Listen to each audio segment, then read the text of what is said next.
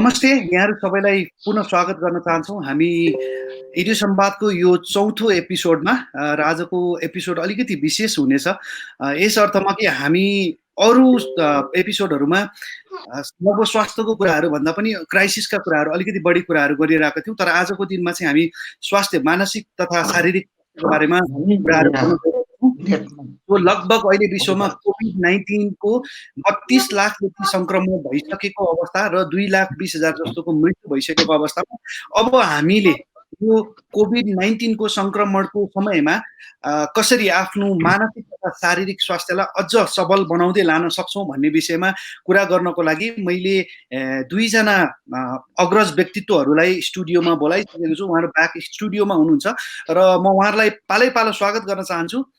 यतिखेर हामी कुरा गर्दैछौँ सो यो कोभिड-19 को संक्रमण र त्यस पछाडि यसले हामीलाई हाम्रो स्वास्थ्यमा पार्न सक्ने प्रभाव र त्यसलाई न्यूनीकरण कसरी गर्न सकिन्छ भन्ने कुरामा। सो हामी ढिला नगरिकन म आजका पाहुनाहरूलाई स्टुडियोमा आमन्त्रण गर्न चाहन्छु। सर्वप्रथम हुनुहुन्छ डाक्टर राजेन्द्र कोजु। सो उहाँ हुनुहुन्छ Kathmandu university school of medical साइन्सेसको डिन र त्यसै गरी धुलीखेल अस्पतालका कार्डियोलोजिस्ट र इन्टर्नल मेडिसिनमा हुनुहुन्छ उहाँ। डाक्टर साहब, यहाँलाई धेरै धेरै स्वागत छ कार्यक्रममा। हस्, धन्यवाद, नमस्ते। Thank you so much. यसै गरी म स्वागत गर्न चाहन्छु हाम्रो प्रोफेसर साहब हुनुहुन्छ त्रिभुवन विश्वविद्यालयमा साइकोलोजी डिपार्टमेन्टमा हुनुहुन्छ उहाँ। सो हामी स्वागत गर्न चाहन्छौँ प्रोफेसर डाक्टर शिशिर सुब्बा सरलाई। सर, यहाँलाई पनि स्वागत छ कार्यक्रममा।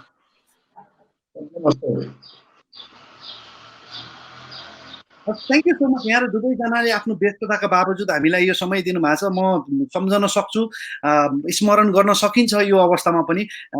विशेष गरी डाक्टर कोजु यहाँको एकदम व्यस्तताको समय, किनभने यतिखेर जुन हामी फ्रन्ट लाइनमा प्रहरी साथीहरू र स्वास्थ्यमा लाग्नुभएका जति पनि व्यक्तित्वहरू हुनुहुन्छ उहाँहरूको व्यस्ततालाई हामी बुझ्न सक्छौँ। त्यसै गरी शिशिर सर पक्कै पनि त्रिभुवन विश्वविद्यालयमा केही न केही काममा यहाँ पनि आबद्ध हुनुहुन्छ। हामी अघि ब्याक अफ द स्टुडियो हामी कुरा गरिरहेको थियौँ ब्याक स्टेजमा।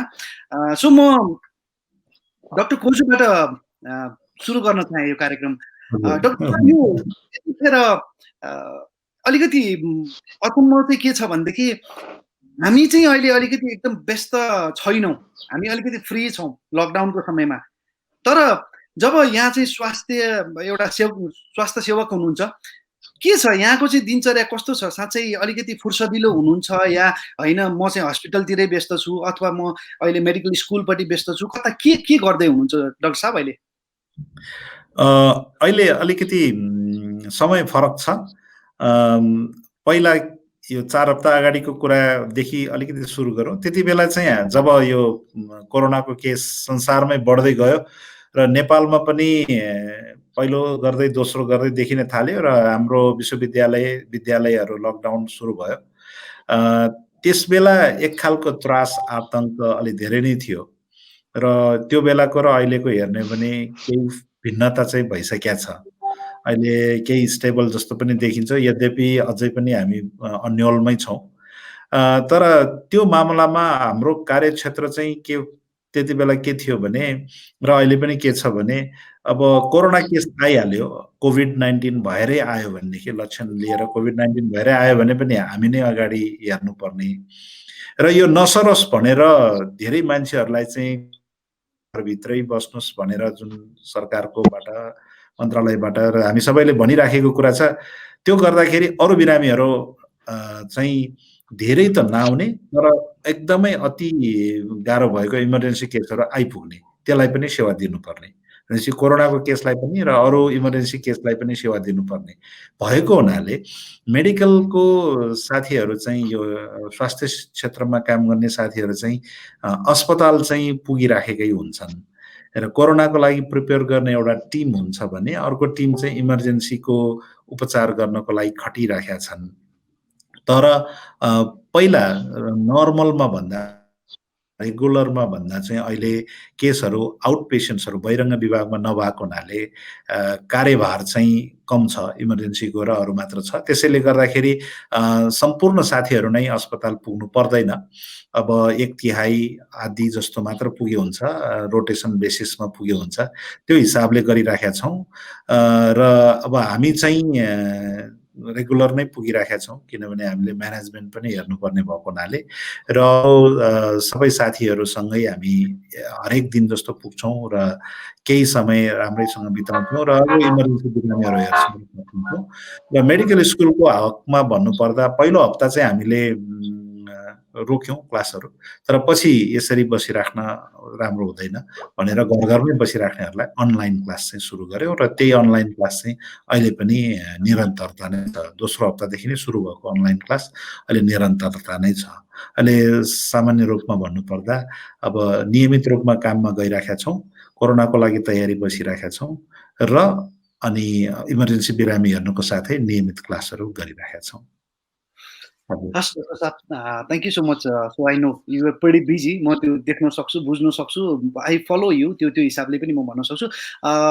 प्रोफेसर साहब, यहाँलाई सोधिहाल्नु है, अहिले यो जुन हामी कोभिड-19 को यो एक हिसाबको यो प्रकोपमा छौँ, यसमा चाहिँ अब धेरै जस्तो हामी इडियो सञ्जाल भनौँ या अहिले टियु रिजल्ट यो दुईटा पेजबाट हामी लाइभ गइरहेको छौँ। धेरै जस्तो विद्यार्थी साथीहरू हुनुहुन्छ, युवा साथीहरू हुनुहुन्छ, उहाँहरूलाई चाहिँ यहाँले यो मेन्टल्ली, इमोसनल्ली र यो साइकोलोजिकल्ली हामी चाहिँ कसरी फिट रहन सक्छौँ भन्ने कुरालाई चाहिँ कसरी एड्रेस गर्न चाहनुहुन्छ?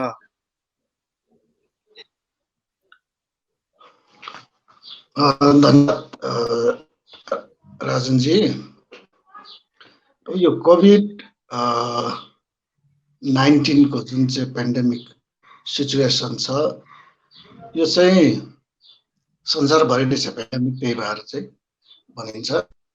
र संसारभरिकै जति पनि विद्यार्थीहरू छन्, विद्यार्थी मात्रै होइन, यावत काम गर्नेदेखि लिएर इन्डस्ट्री सबै कुराहरू नै लगभग ठप्प भएको छ। तर यो जुन चाहिँ लकडाउन भइरहेको छ, यसबाहेक केही कुराहरू पनि देखिएको छ। यो कुरो के भनेर भन्दाखेरि यस्तो अवस्थामा, क्राइसिसको बेलामा मानिसहरू शारीरिक, मानसिक, सामाजिक रूपले चाहिँ र संवेगात्मक रूपमा चाहिँ के अस्तव्यस्त हुने गर्दछ। हामीलाई थाहा छ 2015 को भूकम्प जाँदाखेरि ठुलो क्राइसिस आएको थियो। त्यो ठुलो क्राइसिस आउँदाखेरि पनि धेरै समयसम्म र लगभग अहिले पनि केही हदसम्म चाहिँ त्यसबाट पीडित भएका मानिसहरू, पीडित भन्दाखेरि शारीरिक अथवा यो भौतिक रूपमा मात्र नभइकन मानसिक रूपमा पनि पीडित भएका मानिसहरू अहिलेसम्म पनि उनीहरूलाई चाहिँ केही हदसम्मको उपचारहरू चाहिँ भइरहेको छ। अर्को शब्दमा भन्दाखेरि त्यस घटनाले गर्दाखेरि संवेगात्मक रूपमा, मनोवैज्ञानिक रूपमा केहीलाई पिटिएसडी भएको छ, अन्य बाहेक पिटिएसडी भएको छ, जसले गर्दाखेरि चाहिँ लामो समयसम्म उपचार गर्नुपर्ने हुन्छ। अब यो जुन चाहिँ क्राइसिस भएको छ, त्यो संसारभरि नै धेरै जस्तो ठाउँहरूमा लिँदाखेरि पनि यो क्राइसिस बिस्तारै पनि मानसिक रूपले बेसिक उपचार गर्ने डाक्टरहरू, विज्ञहरू चाहिँ तयारी हुनुपर्छ। किन भन्दाखेरि यसले मानसिक र सामाजिक रूपमा, अर्को छोटकरीमा भन्दाखेरि मनोसामाजिक रूपमा र मानसिक विकारहरू चाहिँ ल्याउन सक्छ। त्यसलाई उपचार गर्नुपर्ने आवश्यकता हुन्छ भनेर चाहिँ भनेको छ। अब यसले बालबालिका, युवा, वयस्क र उमेर पुगेका सबैलाई नै प्रभाव पारेको, व्यक्तिको कुरो गर्दा समाजलाई पनि प्रभाव पारेको छ। आर्थिक, राजनैतिक सबै कुराहरूबाट प्रभाव परिरहेको छ। तर फोकस चाहिँ कहाँ छ? केही फोकसहरू चाहिँ विद्यार्थीहरूमा पनि गएको छ। यो जानुको कारण के भन्दाखेरि विद्यार्थीहरू भनेको भविष्य हो र कहिलेसम्म यो स्कुलहरू, कलेजहरू बन्द हुन्छ भनेर भन्दाखेरि अहिलेसम्म निर्कल गर्न सकेको छैन। जस्तै अमेरिकामा केही स्टेट्सहरूमा सेप्टेम्बर, अक्टोबरसम्म बन्द हुने भनेर भन्छ। केही ठाउँमा होल पुरा वर्षभरि नै बन्द हुने भनेर भनेको छ। किन भन्दाखेरि युवाहरूमा पनि त्यति हुँदैन भनेर अगाडि भनेको छ, तर असिम्प्टोमेटिक हुन्छ भनेर चाहिँ उनीहरू चाहिँ करियर हुन्छ भनेर चाहिँ क्यारी गर्ने हुन्छ भनेर त्यो खतरा भइरहेछ। र अगाडिको यस्तो पेन्डेमिक हुँदाखेरि पनि त्यो ऊ चाहिँ यस्तो घटनाहरू चाहिँ घटेका थिए र स्कुल कलेजहरू पनि बन्द भएका थिए। तर यसले चाहिँ के हुन्छ भन्दाखेरि लाखौं करोडौं विद्यार्थीहरूले जुन चाहिँ ज्ञान पाउनु पर्ने हो, जुन तरिकाले सिपहरू सिक्नु पर्ने हो, सामाजिक र अन्य शैक्षिक सिपहरू सिक्नु पर्ने हो, त्योबाट वञ्चित हुन्छ। र यो 5-6 महिना वञ्चित हुनु भनेको पनि ज्यादै ठुलो नोक्सानी हो। यसैलाई नै मध्यनजर गरेर अहिले केही ठाउँहरूमा चाहिँ क्लासेसहरू पनि सुरु गरेको छन्। तर जसको पहुँच छ उनीहरूले चाहिँ पढ्न सक्छ, पहुँच छैन भने त्यो खाडल चाहिँ अझै बढ्दै जान्छ भनेर चाहिँ भनिरहेछ विद्यार्थीहरू। Thank you so much. यही प्रश्नमा अलिकति म कनेक्ट गराउँछु। अहिलेलाई म डाक्टर कोजुसँग अलिकति, किन अघि हामी ब्याक स्टेजमा थोरै कुरा पनि गर्दैथ्यौँ, यो सायद अहिलेसम्म हामीले कोभिडको ठ्याक्कै नेपालमा त्यस्तो केसेसहरू नभइसकेको कारणले गर्दा पनि हामी अलिकति सेफ छौँ। यो चाहिँ सार्सको एउटा प्रकार हो, त्यसले गर्दा हामी अलिकति अझै पनि प्रिभेन्टिभ र प्रोटेक्टिभ चाहिँ हुनु जरुरी छ, तर आत्तिहाल्नुपर्ने अवस्था छैन भन्ने कुराहरू छ। यद्यपि हामी राजनीतिका बारेमा कुरा गर्दैनौँ, अन्य विषयमा हामी कुरा गर्दैनौँ, तर स्वास्थ्यको हिसाबले हाम्रै छिमेकी राष्ट्रबाट, चाइनाबाट सुरु हुँदा पनि नेपालमा अहिलेसम्म केस नदेखिनुलाई डाक्टर साहबले कसरी हेर्नु भएको छ? डाक्टर साहब यसलाई यहाँले भन्नुभयो जस्तै हो, अहिले यो भाइरसको सबै कुरा हेर्दाखेरि विज्ञानले त्यति राम्रो फलो गर्न नसके जस्तो लाग्छ कहिलेकाहीँ मलाई।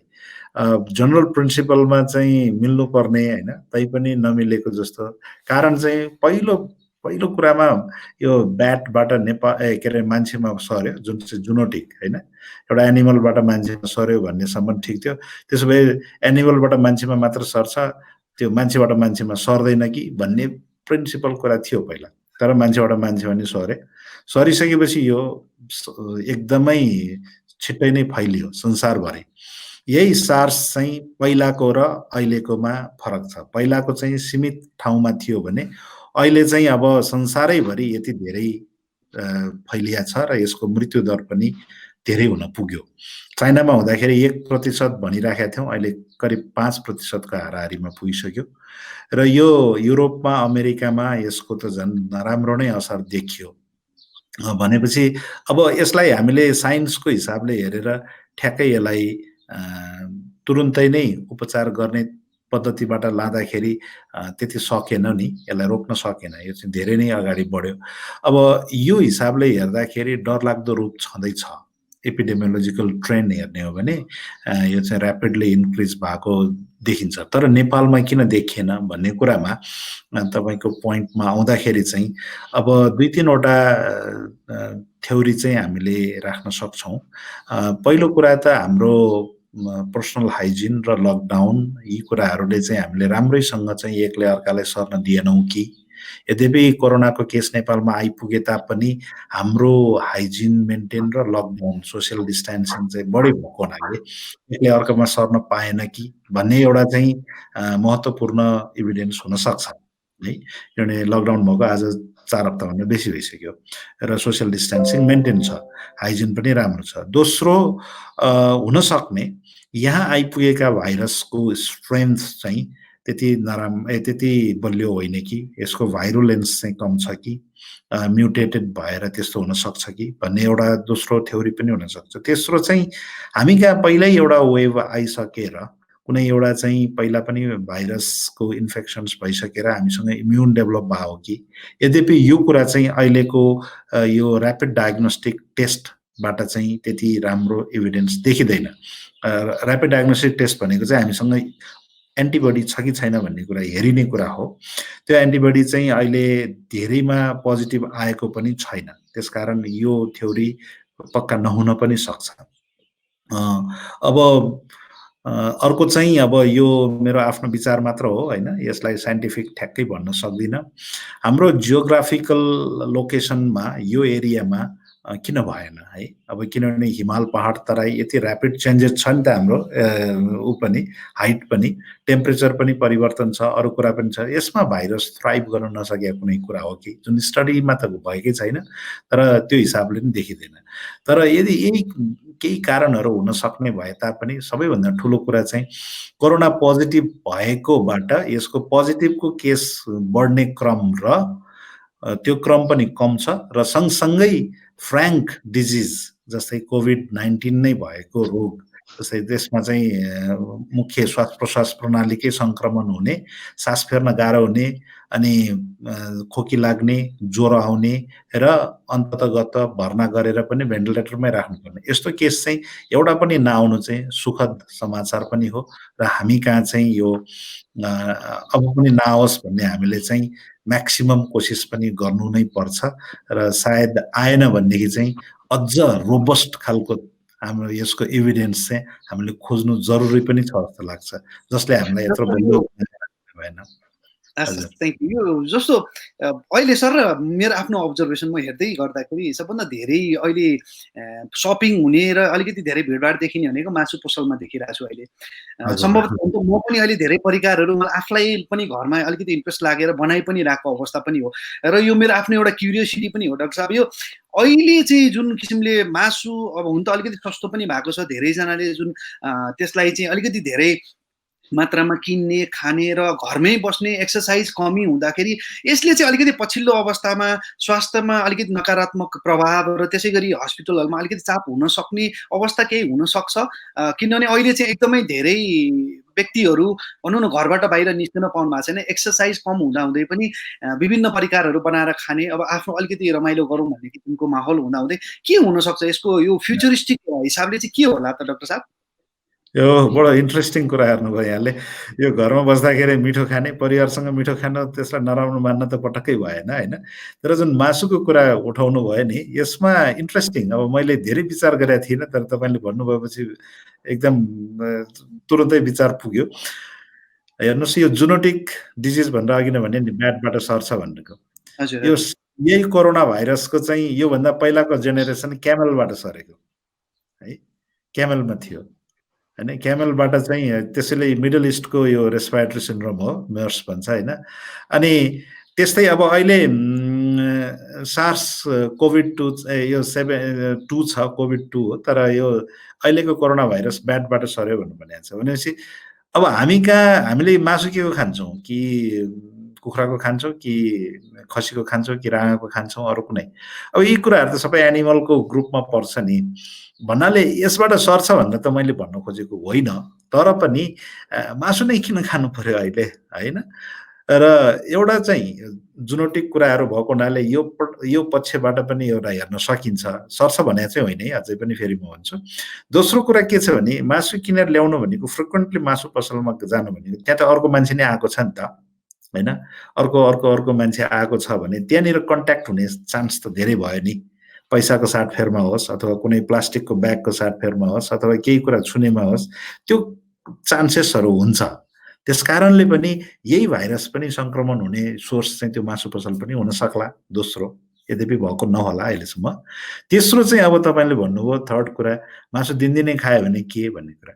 अब protein, animal protein every day खानु नहुने भन्ने होइन, खानु हुन्छ, तर फ्याट धेरै हुने हिसाबले चाहिँ खसीकै मासु दिनदिनै खानुभयो अथवा राँगाको मासु नै दिनदिनै खानुभयो भनेदेखि पनि धेरै फ्याटहरू चाहिँ खानु त पटक्कै राम्रो छैन। एक्सर्साइजको कम्पेरिजनमा हामीले फ्याट चाहिँ बढाउँदै लग्यो भनेदेखि त त्यो पनि राम्रो होइन। अब म त सिम्पल भन्ने हो भनेदेखि मासु नखानुहोस् भन्दिनँ, खानुहोस्, हप्तामा एउटा दुईवटा, एक दुईपल्ट। तर अरू त हामीसँग खाने अरू पनि छ नि, गेडागुडीहरू छन्, सागपातहरू अझै पनि पाइन्छ होइन, बाहिर पाइराखेको छ। अनि अरू कुराहरू पनि खानुपर्छ। र अहिले चाहिँ होल डेमा एक्सर्साइज कम हुने हो भनेदेखि खानाको एमाउन्ट चाहिँ घटाउनु चाहिँ पर्छ। अहिले केही दिन अगाडि मात्र एकजना साथीको मैले त्यस्तै फेसबुकमा फोटोहरू हेरिरहेको थिएँ। सो उहाँले चाहिँ 4 किलो घटाउनु भएछ लकडाउनमा बसेर, किनभने एक्सर्साइज गर्नुभयो र खानेकुरालाई चाहिँ नियमित एकदम अनुशासित बनाउनु भयो। बाहिर जाँदाखेरि ठेगान हुँदैन थियो, घरमा हुँदाखेरि ठेगान लगाएर खानुभयो र झन् राम्रो हुनुभयो होइन। त्यो पनि गर्न सकिन्छ। मलाई हस् त्यस्तो लाग्छ। थ्याङ्क यू सो मच एकदम एकदम राम्रो जवाफ सो म आफै पनि अलिकति I think I have to seriously get into that doctor Subba यहाँलाई म अलिकति अब लेट्स गेट इन्टु यो अलिकति साइकोलोजिकल पार्ट किनभने अब अहिले जस्तो हजुर त त्रिभुवन विश्वविद्यालयमा प्राध्यापन गराउँदै हुनुहुन्छ भने चाहिँ विद्यार्थीहरूसँग डाइरेक्टली हुनुहुन्छ अहिलेको अवस्था हेर्ने हो भने धेरै जस्तो विद्यार्थीहरू घरमै हुनुहुन्छ अलिकति मानसिक रूपमा यो अब एक्जाम पनि अलिकति अन्यल छ हुन्छ हुँदैन कहिले हुन्छ हुनु त अवश्य होला तर कहिले हुन्छ भन्ने थाहा छैन अब प्रिपेयर गर्ने नगर्ने सो अलिकति उहाँहरूले चाहिँ यो फोकस चाहिँ लुज गरिरहनु भएको अवस्था छ अलिकति होपलेस हुँदै जानु भएको अवस्था छ हामी देख्छौँ अहिले विभिन्न मिडियामा पहिला पहिला लकडाउन हुने भयो भन्दाखेरि रिल्याक्सेसन्स अथवा अलिकति राम्रो एक्सप्रेसन्सका फोटोहरू देखिन्थ्यो भने अहिले चाहिँ okay I am already tired भन्ने किसिमको कुराहरू देखिन थालिसकेको छ त्यो एक्जस्टन हामी देख्न सक्छौँ अहिले सो यसलाई चाहिँ अब कसरी हामी अलिकति कन्ट्रोल कसरी गर्न सक्छौँ होला मनोवैज्ञानिक हिसाबले हजुरले कसरी हेर्नु भएको छ यो विषयलाई विद्यार्थीहरूसँग हामी रहेर कुरा गर्नु पर्दा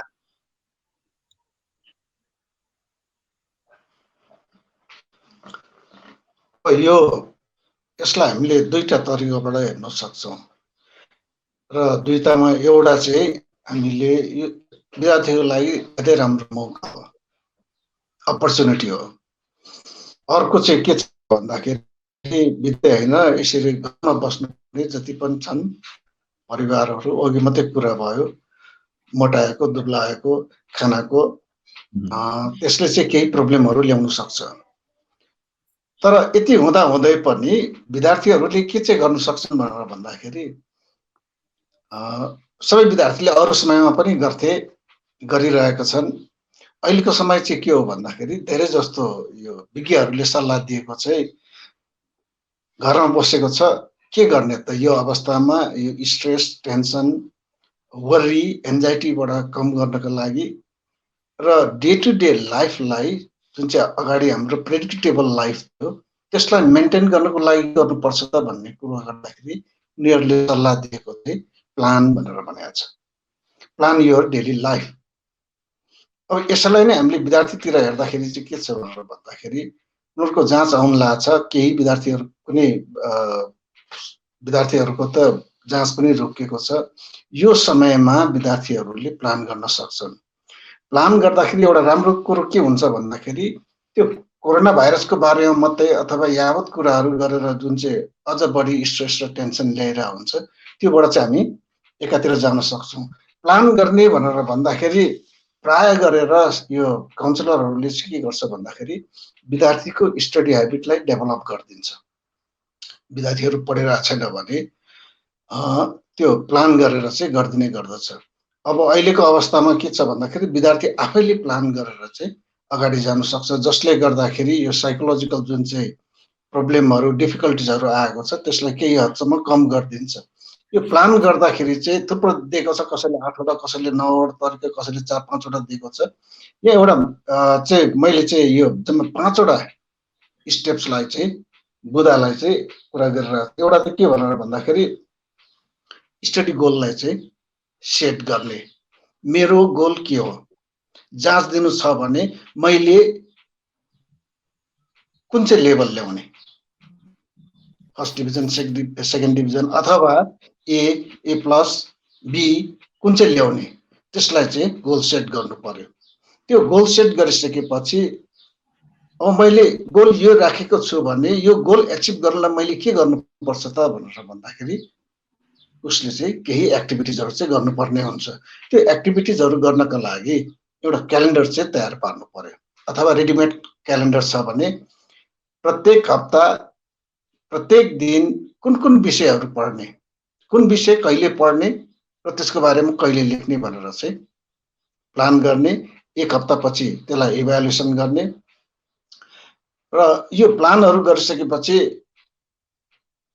आफ्नो प्रायोरिटिजहरू के छ किन भन्दाखेरि सबै विद्यार्थीहरू सबै विषयमा चाहिँ पोख्त हुँदैनन् कतिलाई केही विषयहरू गाह्रो हुन्छ त्यो प्रायोरिटी अनुसार चाहिँ उसले काम गर्ने अनि त्यसपछि चाहिँ यो सबै गरिसकेपछि गोल एचिभ गर्छु त्यसको लागि मेरो अब्जेक्टिभ्सहरू यो छ मेरो शेड्युलहरू अथवा क्यालेन्डर यो छ भनेर भनिसकेपछि अवश्य यो प्रकारको बनाइसकेपछि केही डिफिकल्टिजहरू आउन सक्छ।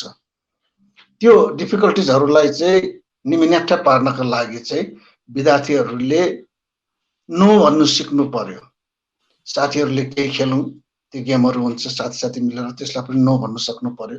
किन भन्दाखेरि यो टाइम बनाउँदाखेरि म यो समयमा पढ्छु, यो समयमा लेख्छु, टाइम चाहिँ राखेको हुन्छ।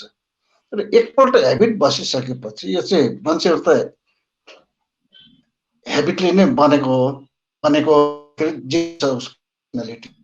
यो 7 देखि 8 बजीसम्म पढ्छु, 8 बजीदेखि 9 बजी लेख्छु भनेर भन्यो भने त्यो 8 महिना पढिसकेपछि 7 बज्ने बित्तिकै ऊ बेग्र हुन थाल्छ, कतै गएछ भने पनि त्यो उसको पढ्ने टाइम हो। यसरी यो प्रायोरिटीमा राखेर र अरूले डिस्टर्ब गर्नु आयो भने नो चाहिँ भन्नु सक्नु पर्यो। इभेन त्यो साथीहरू मात्रै नभइकन घरको बाउ आमा दाजुबहिनी दिदी कसैले पनि भन्यो भने ल यसो गर्नु पर्यो, यहाँ जानु पर्यो, नो यो मेरो पढ्ने टाइम हो। र यसरी सेट गरिसकेपछि चाहिँ विद्यार्थीले आफूले जुन चाहिँ गोल सेट गरेको थियो त्यो गोललाई चाहिँ एचिभ गर्न सक्छन्। यो बिचमा चाहिँ विद्यार्थीले एउटा पार्ट भर्सेस होल मेथड भनेर भन्छ। अर्थात् म 2 दिनभित्रमा यो किताब सबै पढेर सिद्धाउँछु भनेर भन्यो भने उसले कमभन्दा कम चाहिँ उसले बुझ्ने गर्दछ। त्यसै कारण पार्ट मेथडमा जाँदाखेरि यतिसम्म पढ्यो, त्यसपछि ग्याप गर्यो, सोच्यो, अथवा प्राय चाहिँ के गर्छ भने विद्यार्थीहरूले, मैले काउन्सिलिङ गर्दाखेरि पनि उनीहरूलाई भन्ने गर्छु, एउटा म्याप बनाउने, पढिसकेपछि स्किमा बनाए यो अथवा लेखे पनि हुन्छ, अथवा रिमेम्बर गर्नको लागि चाहिँ राति सुत्नुभन्दा अगाडि गरेर आँखा चिम गरेर के पढ्यो, के हो त्योसँग के रिलेसन छ, यो अरूसँग कसरी रिलेसन छ भनेर त्यो सम्झ्यो, त्यसपछि सुत्यो। भोलि बिहान उठ्ने बित्तिकै एकछिनबाट उठ्नुभन्दा अगाडि के मैले हिजो सम्झेको कुराहरू भनेर चाहिँ एकपल्ट सम्झ्यो भने म्याप टाउकोमा बसिसकेपछि उसले गोल सेट गरे त्यसलाई एचिभ गर्नलाई चाहिँ सजिलो हुने गर्दछ।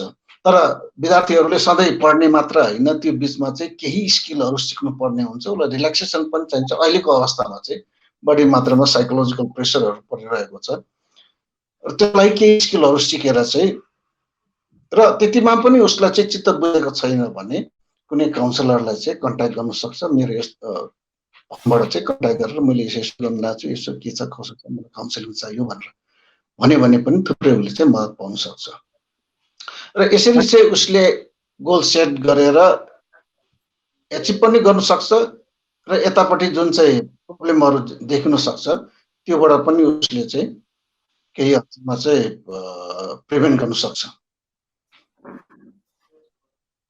हजुर, थ्याङ्क यू सो मच। हजुरको मैले 2-3 वटा क्वेसनहरू तयार गरेको थिएँ, यहाँले प्राय सबैको जवाफ दिइसक्नु भएको छ। त्यही पनि यो अहिले जुन ठ्याक्क अलिकति यसमा ठ्याक्क जोडिहालौँ, यो जुन जाँच एक्जाम दिनको लागि जुन प्रिपेयर गर्नुपर्ने छ त्यो विद्यार्थीहरूको लागि पनि यहाँले अघि भनिसक्नु भएको छ। त्यो प्रिपरेसन गोल सेटिङ्स म कुन ग्रेड ल्याउन सक्छु भन्ने हिसाबले गर्ने भन्ने कुराहरू त सधैँ नै छ। तर जुन फोकसको जुन हामीले कुरा गरेका छौँ, यतिखेर अलिकति डिस्ट्र्याक्सन के हो अथवा के भइरहेछ होइन, त्यो किसिमको एउटा अलिकति मानसिकता भएको व्यक्तिहरू चाहिँ मतलब अलिकति आफूलाई डाउन फिल गरिरहेछन् अथवा त्यो कुरालाई चाहिँ हामीले कसरी ओभरकम गर्न सकिन्छ सर? एकदम छोटकरीमा त्यसलाई भन्नुपर्दा फोकस चाहिँ लुज नगर्नको लागि।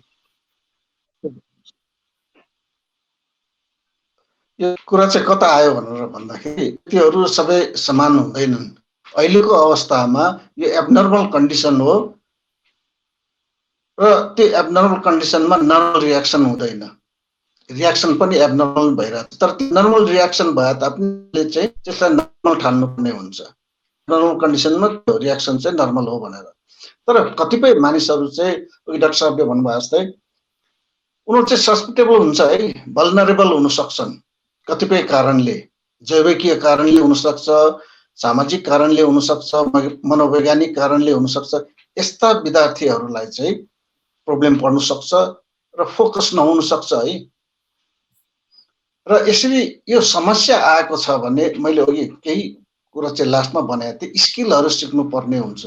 फोकस गर्नको लागि माइन्डफुलनेसको स्किल सिक्यो भने, सिम्पली रिल्याक्सनको, भने उनीहरूले त्यो रिल्याक्सेसन गरेर भन्दा पनि सानसानो गेमहरू खेलेर अथवा एक्टिभिटिजहरू गरेर चाहिँ रिल्याक्स हुन सक्छन्।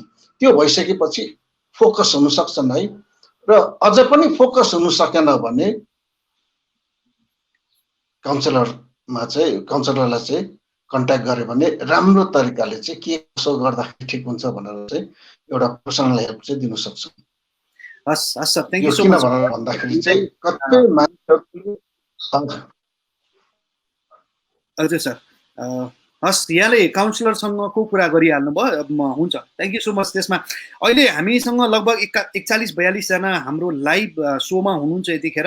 सायद धेरैजना विद्यार्थी साथीहरू नै हुनुहुन्छ होला। म चाहिँ उहाँलाई हामीहरू यहीँबाट के आग्रह गर्न चाहे स्टुडियोबाट भने, यदि तपाईँहरूसँग यस्तो खालको केही क्वेसन्सहरू छ भनेदेखि हामीले ठुलो मेहनत गरेर डाक्टर साहबलाई बोलाएको छौँ। 2 जना एकदम विशेषज्ञहरू हुनुहुन्छ, एक्सपर्ट्सहरू हुनुहुन्छ। सो उहाँलाई केही क्वेसन छ भने कमेन्ट्समा राख्नुहोस्, म उहाँहरूलाई सोध्ने कोसिस गर्नेछु समय भएसम्म। I am not sure how long we can go, but I feel like so excited. मलाई एकदम क्युरियोसिटी पनि छ र यहाँहरूको जवाफ सुन्दा मलाई आफैलाई पनि आनन्द पनि आइरहेको अवस्था हो यो। म एकखेर अब फेरि डाक्टर कोजुसँग जान चाहेँ। अब हजुर आफू कार्डियोलोजिस्ट हुनुहुन्छ, त्यो हिसाबले म अलिकति यो अहिलेको विगतको केही वर्षमा या अब हजुरले त्यो डेटा अझ राम्रोसँग भन्न सक्नुहुन्छ। I am not an expert on that side. अलिकति मुटुको रोगीहरूको सङ्ख्या अलिकति वृद्धि हुने क्रम अलिकति जारी नै छ। त्यो हिसाबमा अहिले यो जस्तो लकडाउनले साँच्चै के उहाँहरूलाई अफेक्ट गर्छ या गर्दैन? किनभने आजको दिनमा अब बिहान मर्निङ वाक जाँदाखेरिसम्म पनि प्रहरी साथीहरूले चाहिँ होइन तपाईँहरू केही समयलाई चाहिँ होइन नहिँडिदिनु होला, नहिँडिदिनु होला भन्ने खालकै कुराहरू भइरहेको अवस्थामा साँच्चै यो केही असर पर्न सक्छ मुटुका बिरामीहरूको लागि? र यदि पर्छ भने के what are the steps we can follow? Okay, यहाँले यो पनि एकदम इम्पोर्टेन्ट क्वेसन छ। मुटुको रोग खास भन्यो भने एकदम छोटो समयमा अहिले डेभलप हुने खालको रोग त होइन अहिलेलाई।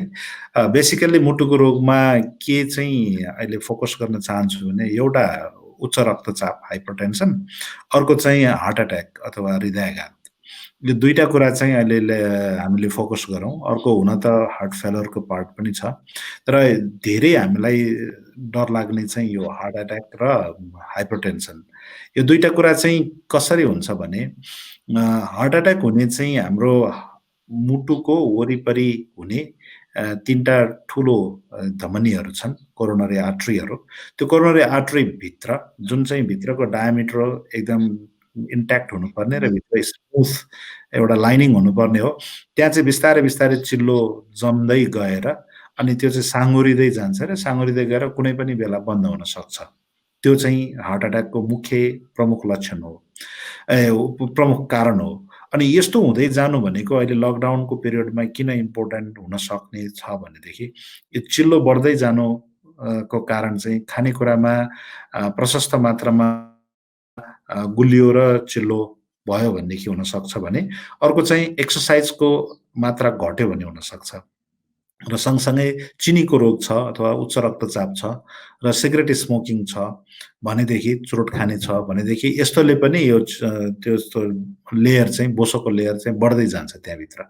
र अहिलेको हिसाबमा एकै ठाउँमा बसिराख्दाखेरि एक्सर्साइज कम हुने भयो, अघि नै कुरा गरेको जस्तै खानेकुराको एमाउन्ट पनि बढ्ने भयो, र सँगसँगै अघि न सुभाष सरले भन्नुभयो जस्तै सर्टेन कुराहरू स्ट्रेसको फ्याक्टर पनि अहिले डिफ्रेन्ट हुनसक्छ। अरू नर्मल टाइममा भन्दा हामी अरू बेला त हामी रेगुलर काम गर्दा त डिस्ट्र्याक्ट हुन्छ, अहिले चाहिँ एकदम स्ट्रेस फिल पनि हुनसक्छ। यी कारणहरूले गर्दाखेरि चाहिँ यो जुन भित्रको एथेरोस्क्लेरोसिस भन्छ, चिल्लो जम्ने चाहिँ, यो कुरा अलिक बढ्न सक्ने सम्भावना चाहिँ छ। र हृदयाघातमा यसरी हुनसक्छ भने उच्च रक्तचापमा पनि अब एक्सर्साइज कम हुने भयो र खाद्य पदार्थमा नुनको मात्रा बढ्दै आयो भनेदेखि र त्यस्तै गुलियोको मात्रा पनि बढ्दै आयो भने यसले पनि उच्च रक्तचाप हुन सक्ने, र सँगसँगै त्यही अघि नै भनेको जस्तै स्ट्रेसको फ्याक्टर पनि एउटा छ। यसैले गर्दा मुटुको रोग, हाइपरटेन्सनहरू चाहिँ अलिक बढ्न सक्ने सम्भावना छ। र सँगसँगै कसैको हार्ट फेलर अलरेडी भइराखेको छ भनेदेखि उहाँहरूको पनि अब एक्सर्साइजहरू कम हुने र नुनको मात्रा बढी भयो भने त्यसमा पनि हुनसक्छ।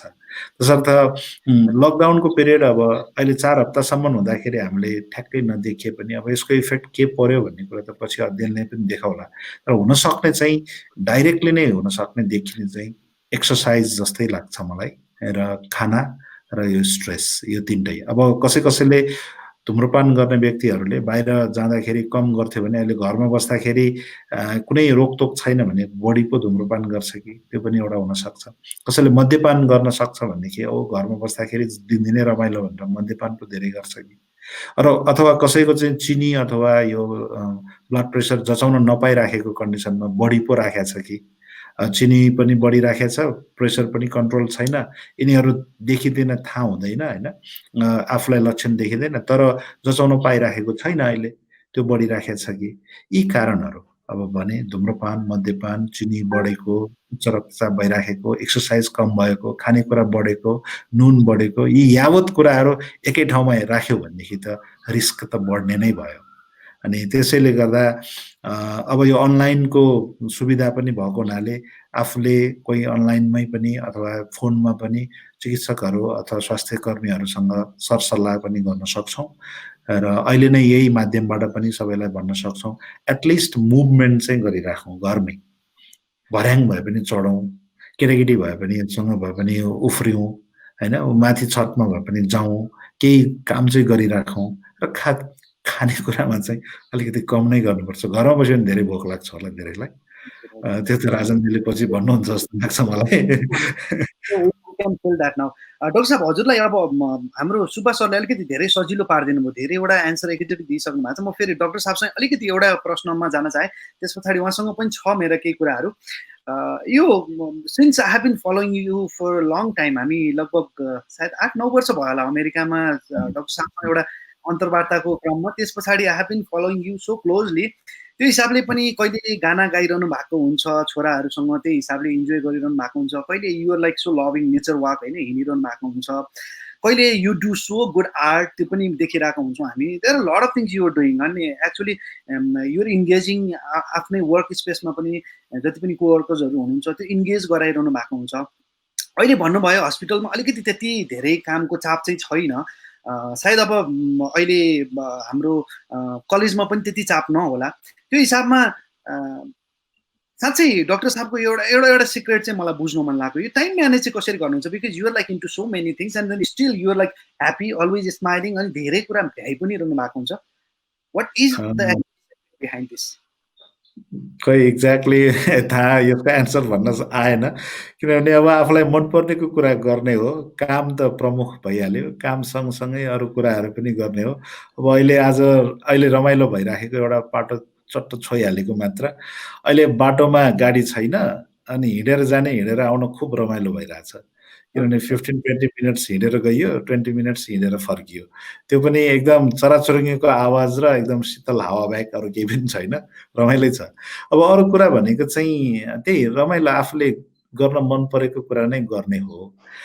कसैले किताब पढेर बिताउनुहुन्छ, कसैले म्युजिक सुनेर, कसैले फिल्म हेरेर, कसैले साथीहरूसँग गफ गरेर। अब त्यसमध्येमा सायद मैले कुनै कुरा गरेको चाहिँ सोसियल मिडियामा राखेर थाहा भएको होला, यस्तै कुराहरू अरू धेरै साथीहरू, धेरै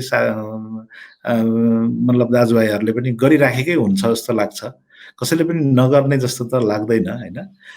टाइम म्यानेजमेन्ट भनेको अब आफूलाई मन परेको कुरा गर्न समय हुनैपर्छ भन्ने छ जस्तो लाग्दैन, मन मात्र पार्नुपर्छ, समय त निस्किँदो रहेछ।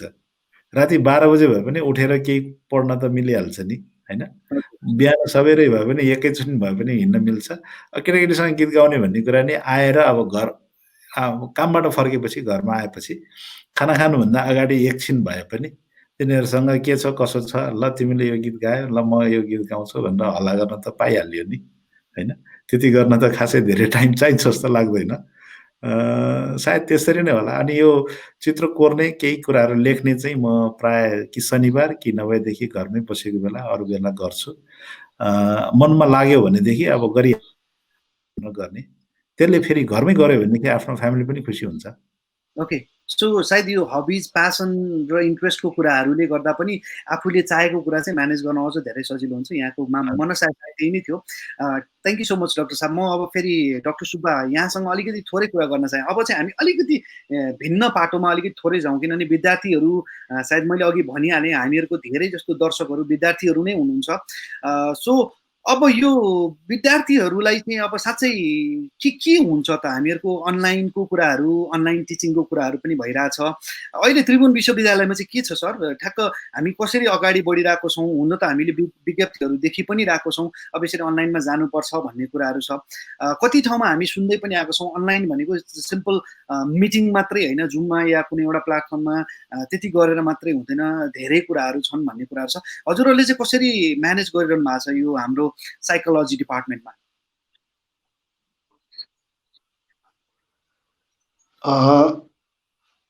लगभग 1 महिना अघिदेखि यो अनलाइन क्लास सुरु भइसकेको छ यसको लागि त्रिभुवन विश्वविद्यालयले रेक्टर कार्यालयबाट र डिन अफिसबाट सबै डिपार्टमेन्ट हेडहरूलाई बोलाएर चाहिँ यसबारेमा छलफल गरेर र अहिले यो जुम भन्ने चाहिँ उपलब्ध गराइदिएको छ र त्यो उपलब्ध भए अनुसार सबै टिचरहरूलाई चाहिँ त्यो जुम बाँडिदिएको छ स्टुडेन्टहरू आउँछन् जुममा क्लास लिन्छन् यो भएको हुनाले अहिले लकडाउन भए तापनि क्लासहरूमा चाहिँ ह्याम्पर भएको छैन र कुरा सुन्दाखेरि के देखिएको छ भने केही स्टुडेन्टहरू चाहिँ काठमाडौँभन्दा बाहिर गएको जहाँ चाहिँ उनीहरू यो नेटमा चाहिँ पहुँच नभएको हुनाले उनीहरू चाहिँ छुटेका छन् र केही स्टुडेन्टहरू जस्तै यो काउन्सिलिङ साइकोलोजीमा नर्सहरू पनि छन् उनीहरूले पनि पढिरहेछन् र उनीहरूको चाहिँ हस्पिटल जानु भएको हुनाले पार्टिसिपेट गर्नु पाइरहेको छैनन् तर कुरो के भइरहेछ भन्दाखेरि यो जति पनि पढाएको छ त्यो चाहिँ रेकर्ड भएको हुन्छ रेकर्ड भएको हुनाले जसले चाहिँ पार्टिसिपेट गर्नु पाएको थिएनन् उनीहरूलाई चाहिँ त्यसरी दिएर पढाइ चाहिँ भइरहेको छ त्यति प्रब्लम चाहिँ देखेको छैन तर अगाडि आम्ने सामने जसरी पढाइ हुन्छ त्यसको विद्यार्थीहरूमा जुन तरिकाले चाहिँ एक्सन हुन्छ त्यो चाहिँ कम भइरहेछ र विशेष गरेर काउन्सिलिङ साइकोलोजीमा चाहिँ विद्यार्थीहरू इन्टर्न गर्नुपर्ने हुन्छ हस्पिटल जानुपर्ने हुन्छ कम्युनिटीमा गएर त्यहाँ गएर काउन्सिलिङ प्र्याक्टिस गर्नुपर्ने हुन्छ अहिले प्राय सबै चाहिँ ठप्प भएको छन् त्यसै कारण यो काउन्सिलिङ साइकोलोजीमा चाहिँ हामीले के गरेका छौँ भनेर भन्दाखेरि अनलाइन साइकोसोसल सपोर्ट र काउन्सिलिङ त्यो चाहिँ खोलेको छौँ विद्यार्थीहरूले अरू जसलाई काउन्सिलिङ सपोर्ट अथवा काउन्सिलिङको आवश्यकता छ उनीहरूले चाहिँ कन्ट्याक्ट गर्छन् र त्यसमा चाहिँ हामीले विद्यार्थीहरूलाई पनि यदि सिम्पली साइकोसोसल सपोर्टहरू मात्रै दिनु हो भने प्रिभेन्टिभ लेभलमा विद्यार्थीहरूलाई चाहिँ इन्भल्भ गराएका छौँ तर त्यति गराएर पनि जसरी चाहिँ अगाडि हुने गर्थ्यो कम्युनिटीमा गएर काम गर्नुपर्ने हुन्थ्यो त्यो चाहिँ त्यति हुन सकेको छैन तर इन जेनरल धेरै जस्तो डिपार्टमेन्टमा चाहिँ राम्रै तरिकाले जहाँ चाहिँ थ्योरी क्लासहरू हुन्छन् त्यहाँ राम्रो तरिकाले चाहिँ भइरहेको छ विद्यार्थीको पाटो विद्यार्थीहरूले यसरी चाहिँ हामीलाई गाह्रो पर्यो भनेर चाहिँ भन्ने पाटो बेग्लै हो टिचरहरूको पाटोमा चाहिँ क्लासहरू लिएर गरिरहेछन् हस् थ्याङ्क यू डाक्टर साहब हजुरको के छ Kathmandu university school of medical sciences र Kathmandu university as a whole हामी के कस्ता प्लानहरूमा छौँ कसरी अगाडि बढिरहेछौँ डाक्टर साहब मोरलेस शिशु सरले भन्नुभएको जस्तै नै छ यहाँ पनि अहिले हाम्रो अरू जम्मा काठमाडौँ विश्वविद्यालयमा 7वटा स्कुल छ 7वटा स्कुलमा 6वटा स्कुलमा एकदम एक्टिभली नै यो सबै क्लासहरू भइराखेको छ इन्जिनियरिङ साइन्सदेखि लिएर ल म्यानेजमेन्टसम्म अनि विज्ञहरू नै हुनुहुन्छ कोही यही अनलाइन कोर्स चाहिँ यो लकडाउनभन्दा अगाडिदेखि नै सुरु गरिराखेकै कोर्सहरू छन् डिस्टेन्स कोर्सहरू चलाइराख्नु हुने साथीहरू उहाँहरूले एकदम राम्रो गरिराख्नु भएको छ कतिले एसेसमेन्ट पनि गर्नुहुने रहेछ अनि हाम्रो स्कुलमा हामीलाई चाहिँ यो नौलो हो अब यो समयले ल्याएको कुरा त्यसमा धुलीखेलमा हामीले सुरु गरेको अहिले 3 हप्ताभन्दा बढी भइसकेको छ र यसमा सबै टिचरहरूलाई चाहिँ हामीले ट्रेनिङ पनि दिइरहेका छौँ अहिले पहिला चाहिँ हामीले जुममा सिम्पल तरिकाले गऱ्यौँ अहिले चाहिँ वेबिनार नै गरेर 150-200 टिचरहरू सबै सँगै राखेर कसरी लिँदाखेरि चाहिँ अझ इफेक्टिभ हुन्छ भन्ने सेमिनार पनि दोस्रो गरिसकेका छौँ साथीहरूले यसैमा सिक्दै गर्दै गरिराख्नु भएको छ अहिले चाहिँ सबै यो हाम्रो MBBS BDS BNS BSc nursing BPT यो सबै कोर्समा चाहिँ अहिले भइराखेको छ। इभन पोस्ट ग्रेजुएटको प्रेजेन्टेसन्स पनि हामीले यो आइदर जुम अर स्काइपमा छोटो थोरै भयो भने स्काइपमा नभए जुममा नै गरिराखेका छौँ। इफेक्टिभनेस छ, तर यति भन्दै एकदमै ठुलो च्यालेन्ज भनेको सबै 100% स्टुडेन्ट्सको एक्सेस यसमा नहुने भएको हुनाले उहाँहरूलाई चाहिँ हामीले विशेष ध्यान दिनुपर्ने हुँदो रहेछ। त्यसमा अब कतिपय ठाउँमा चाहिँ हामीले के पनि गऱ्यौँ भने वाइफाई एभाइलेबल नहुँदाखेरि डेटा कार्डमा त्यत्रो पैसा राख्न गाह्रो हुने ठाउँहरूमा, अझ अहिले त डेटा कार्ड किन्न पनि नपाइने ठाउँमा चाहिँ हामीले फोन नम्बर लिएर हामीले नै टपअप गरिदिएर पछि बरु हामी हिसाब किताब मिलाउँला, अहिले टपअप गरिदिएर त्यसरी पनि केही हेल्प गर्न खोज्यौँ। सकेसम्म मेजोरिटी चाहिँ यसमा इन्भल्भ गराएर क्लास लिन कोसिस गरिराखेका छौँ। र पनि फिजिकल क्लास र यो क्लासमा फरक त रहेछ नै, त्यो कुरा नि पर्छ हामीले। हजुर हजुर, हस्, थ्याङ्क यू सो मच। यो एक हिसाबले educenjal.com हामी 10 वर्ष जस्तो भयो हामी मार्केटमा छौँ, and then we have been working for the youth होइन नेपालमा। ठ्याक्क यो कोर्स पढ्नु पाएदेखि म कुन कलेजमा जान पाए हुन्थ्यो, अथवा कुन कलेजले कुन कोर्स अफर गर्छ, मलाई बाहिरको युनिभर्सिटी पढ्नु छ या नेपालकै पढ्नु छ, नेपालको भए म यो युनिभर्सिटीले यो कोर्स अफर गर्छ गर्दैन, यी यावत कुराहरूमा हामी सर्च इन्जिन जस्तो हिसाबले हामीले वी आर हेल्पिङ स्टुडेन्ट्स होइन। त्यो सर हामीले त्यो डेटा हेर्दाखेरि पनि अहिले चाहिँ के देखिन्छ भनेदेखि international students are also attracted towards Nepal, specially यो मेडिकल स्कुलमा चाहिँ एकदम अट्र्याक्सन हामीले देखिरहेको छौँ। इभन फ्रम युएसदेखि हामीहरूको साउथ एसियन रिजन सँग अरू विभिन्न देशहरूबाट पनि नेपालको सायद मेडिकल स्कुल राम्रो हुनुपर्छ र त धेरैजनाले फलो गरिरहनु भएको छ। हाम्रो डेटाले त्यही देखाइरहेको छ। डाक्टर साहब के छ अब यो हिसाबले, जब यो हाम्रो कोभिड-19 को जुन यो पेन्डेमिक सिचुएसन छ, यसले गर्दा ठ्याक्क Kathmandu university school of medical साइन्सेसमा हामीले इन्टरनेसनल स्टुडेन्ट्सहरू कति लिइरहेका छौँ, यदि लिइरहेको छौँ भने यसले के साँच्चै प्रभाव पार्ला, साँच्चै हाम्रो इन्टरनेसनल स्टुडेन्ट्स आउन सक्ने बाटोमा अलिकति कमी हुन्छ या के हुन्छ, यो कुरामा चाहिँ यहाँ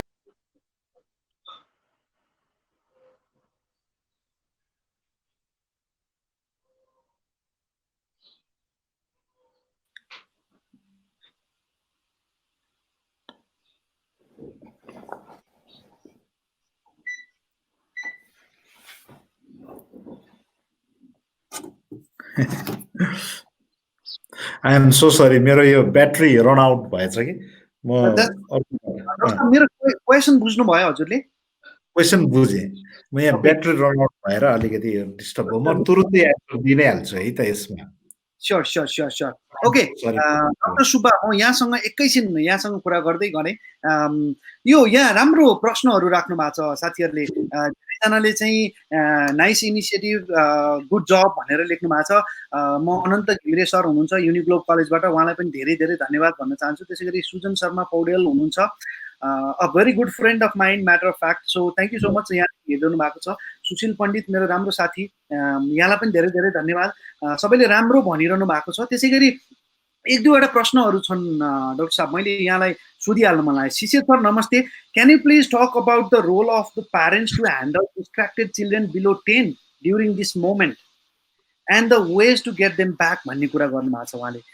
सो सन्तोष कार्की हुनुहुन्छ, उहाँले चाहिँ 10 वर्षभन्दा सानो बिलोको उमेरसम्म भएको बच्चाहरूलाई चाहिँ कसरी ह्यान्डल गर्न सकिन्छ त प्यारेन्ट्सले राइट वेमा भन्ने कुरामा चाहिँ अलिकति प्रकाश पारिदिनुहोस् भन्ने कुरा गर्नुभएको छ। डाक्टर साहब यसको बारेमा अलिकति थोरै हामीलाई भनिदिनुहोस् न। डाक्टर सुब्बालाई सोध्न चाहे मैले। हजुर धन्यवाद। एउटा कुरो त प्यारेन्ट्सहरूले सधैँ ह्यान्डल गरि नै रहेको हो, तर विशेष गरेर यो आवाज आइरहेछ, सुनिन्छ? हजुर हजुर सुनिरहेछौँ डाक्टर साहब, भन्नुहोस्। विशेष गरेर अहिलेको सिचुएसनमा चाहिँ केही कम्प्लिकेसनहरू देखा पर्यो। त्यो के भनेर भन्दाखेरि 10 वर्षको मुनि 15-16 भन्दा मुनिका बच्चाहरू 8-9 वर्ष पुगिसकेपछि चाहिँ उनीहरूको लागि स्कुल ज्यादै महत्त्वपूर्ण हुन्छ। त्यो नलेज लिनको लागि मात्र होइन, त्यो समय भनेको साथीहरूसँग मिल्ने, साथी बनाउने, त्यसमा ग्रुपमा बसेर काम गर्न सक्ने, स्किलहरू सिक्ने, लिडरसिप लिने, फलो गर्ने आफूभन्दा ठुलाहरू टिचरहरू जति छन् उनीहरूसँग चाहिँ डिल गर्ने त्यो स्किलहरू पढाउनु पर्ने हुन्छ र धेरै राम्रो कुराहरू चाहिँ विद्यार्थीहरूले सिक्ने गर्दछ। यो कोभिड जुन चाहिँ हो क्राइसिस यसदाखेरि चाहिँ धेरै जस्तो विद्यार्थीहरू यो मौका गुमाएका छन् र अर्को कुरो उनीहरू घरमा बस्नुपर्ने भएको हुनाले कतिपय कुराहरू चाहिँ स्कुलमा हुँदाखेरि जसरी उनीहरूले एक्टिभिटिजहरू गर्थे त्यो घरमा बसिसकेपछि चाहिँ पाएका छैनन्। एक अर्को कुरो स्कुलमा टिचरहरू र साथीहरूले जसरी उनीहरूसँग डिल गरिरहेको थिए प्यारेन्टले गर्नु सक्दैन। त्यो उनीहरूको लागि सेकेन्ड होम भएको हुनाले स्कुल चाहिँ सेकेन्ड होम भएको हुनाले र त्यहाँ बेग्लै स्किलहरू सिक्ने भएको हुनाले चाहिँ त्यो प्रब्लमहरू चाहिँ छ। र अर्को चाहिँ प्यारेन्ट्सहरू यदि वर्किङ प्यारेन्ट छ भने यसले चाहिँ बढी चाहिँ समस्या चाहिँ ल्याउने गर्दछ। फलस्वरूप यसमा चाहिँ विशेष गरेर चिल्ड्रेनहरूमा यो प्रकारको प्रब्लमहरू भन्दाखेरि चिल्ड्रेनहरू चाहिँ अलिकति प्रब्लमेटिक देख्न थालिसकेपछि जसरी सधैँ हुन्थ्यो त्योभन्दा व्यवहारमा बोलाइमा अलिकति परिवर्तन आउन लागेको छ भने चाहिँ प्यारेन्ट्सहरू अलिकति होसियारी हुनुपर्ने हुन्छ र प्यारेन्ट्सहरूले चाहिँ टिचरको रोल खेल्नुपर्ने हुन्छ। अर्थात् मैले भन्न खोजेको बच्चाहरूलाई रेगुलर केही कुराहरू चाहिँ सिकाउनु पर्ने हुन्छ, केही ह्याबिट्सहरू चाहिँ डेभलप गराइदिनु पर्ने हुन्छ। तर त्यो पनि इन्ट्रेस्टिङ तरिकाले चाहिँ, इन्ट्रेस्टिङ तरिका भन्दाखेरि बच्चाहरूलाई चाहिँ त्यो अभिरुचि होस्, बच्चाहरूले पार्टिसिपेट गरोस्। र यसको लागि चाहिँ के छ भन्दाखेरि अहिले युट्युबमा पनि प्राय देखाइरहेको हुन्छ, प्यारेन्ट्सहरू एक्टिभ भएर पार्टिसिपेट गरिरहेको हुन्छ, स्कुलको टिचरहरूले पनि त्यसरी नै गरिरहेको हुन्छ। र यस्ता कुराहरूमा चाहिँ उनीहरूलाई हामीले इन्गेज गर्न सक्छौँ। त्यो चाहिँ जसको चाहिँ एक्सेस छ उनीहरूले त्यताबाट चाहिँ सिक्न सक्छन्। बच्चाहरूको मार्फतबाट पनि केही एक्टिभिटिजहरू गराएर, केही एक्टिभिटिज भन्दाखेरि अलिकति क्रिएटिभ, अलिकति इन्ट्रेस्टिङ, बानी बस्ने, पोजिटिभ ह्याबिट बस्ने टाइपको एक्टिभिटिजहरू चाहिँ गराउनु सक्छ। र यही बेलामा कतिपय व्यवहारहरू सोसल्ली अनएक्सेप्टेबल बिहेभियरहरू बच्चामा देखिरहेको छ भने, अगाडिदेखि देखिरहेछ र त्यो घरमा बस्दा देखियो भने त्यसलाई चाहिँ करेक्सन गर्ने मौका प्यारेन्ट्सहरूले पाउनु सक्छ। तर रुल चाहिँ के हो भन्दाखेरि प्यारेन्ट्सहरू चाहिँ एक्टिभली इन्गेज हुनु पर्यो छोराछोरीहरूसँग। अगाडि जसरी भइरहेको थियो त्योभन्दा अलिकति बढी नै चाहिँ अलिकति होसियार तरिकाले। किन भन्दाखेरि हाम्रो प्यारेन्टिङ गर्ने तरिका, नेपालीहरूको प्यारेन्टिङ गर्ने तरिकाहरू अलिकति फरक छ। रिवार्ड र पनिसमेन्ट चाँडोभन्दा चाँडो चाहिँ प्रयोग गर्छन्। केही भयो कि ला तँलाई यो, ला यो तँलाई यसो गरेको हुनाले यो भनेर चाहिँ रिवार्ड दिने, पनिसमेन्ट दिने रहेको हुन्छ। भर्बल्ली होस् कि फिजिकल्ली होस् कि अथवा कुनै रोक लगाएर होस् कि त्यो दिने हुन्छ। केही कुराहरू चाहिँ बच्चाहरूलाई सिकाउन ज्यादै आवश्यक। त्यो किन भनेर भन्दाखेरि अहिलेको बच्चाहरू 10-15 वर्ष, 20 वर्ष, 30 वर्ष अगाडिका जस्ता बच्चाहरू चाहिँ होइनन्। उनीहरूको आइक्यू लेभल पनि ज्यादै राम्रो छ, इन्फर्मेसन पनि राम्रो छ र क्रिएटिभ बढी मात्रामा हुन सक्छन्। यो अवस्थामा आउँदाखेरि चाहिँ यो मौका भन्छु है म यसलाई चाहिँ अपर्च्युनिटी भन्छु। प्यारेन्ट्सहरूले बच्चाहरूको बारेमा पनि बुझ्ने प्रशस्त मौका पाउँछ र बच्चाहरूको के इन्ट्रेस्ट छ र बच्चाहरूलाई कता क्रिएटिभ तरिकाले अथवा पोजिटिभ तरिकाले कता लान सकिन्छ भनेर चाहिँ त्यता पनि लान सक्छन्। अर्को कुरो, बच्चाहरू बोर भयो भने चाहिँ थुप्रै कुराहरू छन्, जस्तै एक्टिभिटिजदेखि लिएर स्किल बढाउने कुराहरूदेखि लिएर छोरी मान्छे छ भने उसलाई चाहिँ किचनमा एक्टिभिटिजहरू गराउने अथवा यो ड्रइङहरू गराउने, अरू गेमहरू त्यसरी चाहिँ गराउन सक्छ। त्यो भयो भने चिल्ड्रेनहरू पनि स्वाभाविक प्यारेन्ट्स बढी चाहिँ जाने भएको हुनाले त्यो कुराहरू चाहिँ सिक्ने गर्दछन्। त्यसै कारण यी कुराहरू तर हेरेर हुन्छ है।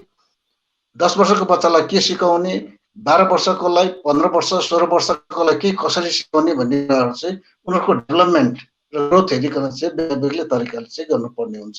यसको लागि अहिले यो इन्टरनेटमा चाहिँ प्रशस्त मात्रामा मेटेरियलहरू पाइन्छ। त्यसलाई हेरेर फलो गर्यो भने पनि ब्युटिफुल तरिकाले पोजिटिभ बिहेभियरहरू चाहिँ डेभलप गर्न सकिन्छ। हस्, थ्याङ्क यू सो मच। यसमा यही व्यवहार हुन्छ। हस्, केही क्वेसनहरू छन् सामाजिक हामीहरूको यो कमेन्ट्समा, सो म त्यो पनि हेर्दै यहाँहरूसँग प्रश्न राख्दै गर्छु।